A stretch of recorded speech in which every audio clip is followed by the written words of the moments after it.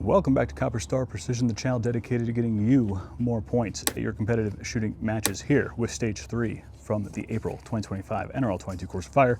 This is called No Time to Snooze in the Chair, another chair stage. So we had a chair stage last month. I think it gave some people some issues.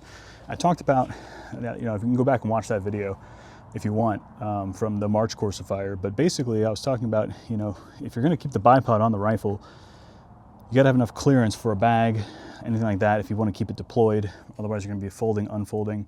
Here, we're not going to have that big of an issue, and I'll show you why. If you look at the stage description, it is a 10-round stage. It is also the time stage, so if you want to go fast, think about things that you can do to speed up things. I like to move fast to shoot slow, if that makes sense.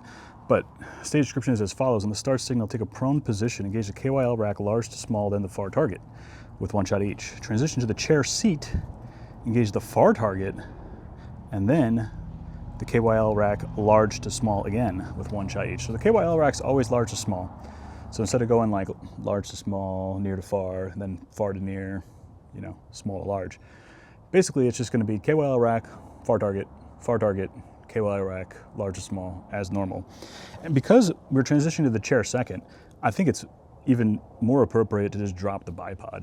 If you don't have the clearance to put the bag up here and leave the bipod attached, just drop it if you have some sort of quick release mount. So this is a Accutech bipod with an Arca clamp on it. I can just flick that off. It does provide balance to the front of the rifle, but I think I'll bring a rear bag for the chair just to get really, really stable. KYL rack is at 42 yards, far target's at 70 yards. My difference in dope for that, after I dial for the near target, which is about down a tenth, I have to hold over 6/10 to get to that 70-yard target, thereabouts. So I think holdover is going to be key. It's not the biggest target in the world, that far target. It's almost the same size as the 1-inch at 42, relatively speaking. So it can be a tiny target. So dirty parallax might be an issue because you probably want to be more zoomed in and parallax for the KYL target. So, if you're trying to go for time, you might have to shoot it with dirty parallax. Otherwise, just parallax, make the hit.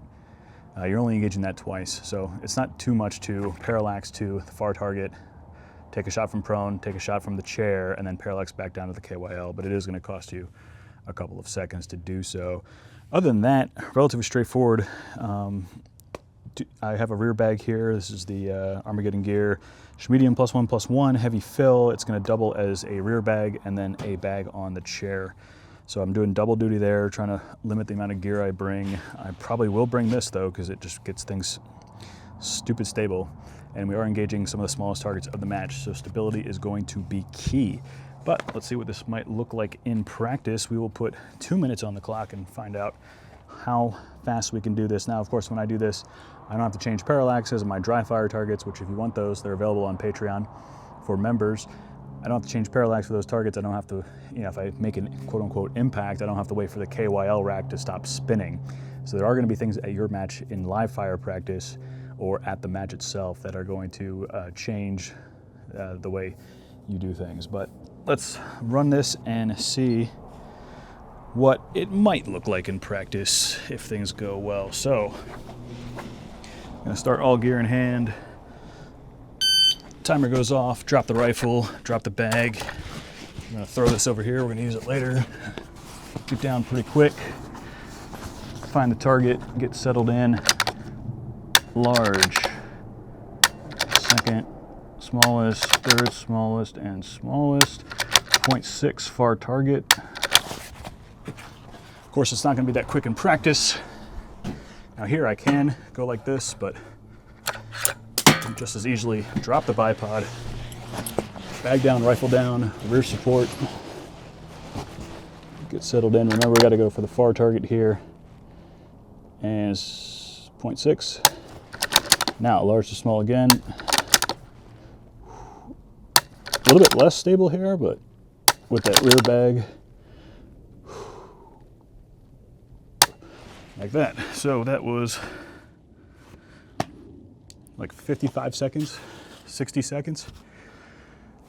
So if I can do that in about a minute, obviously with a little bit of talking through it and whatnot, obviously not having to wait for the KYL to settle down, not having to make wind calls or corrections, or adjust parallax, anything like that. I think, you know, times in the 70-second range, 70 to 85 seconds, totally doable. Yeah, minimizing the gear. I didn't even need to drop the bipod. I just did to show you that if you don't have enough fore-end real estate to get a bag under there, and where your bipod's going to interfere with that, that's probably the way to go.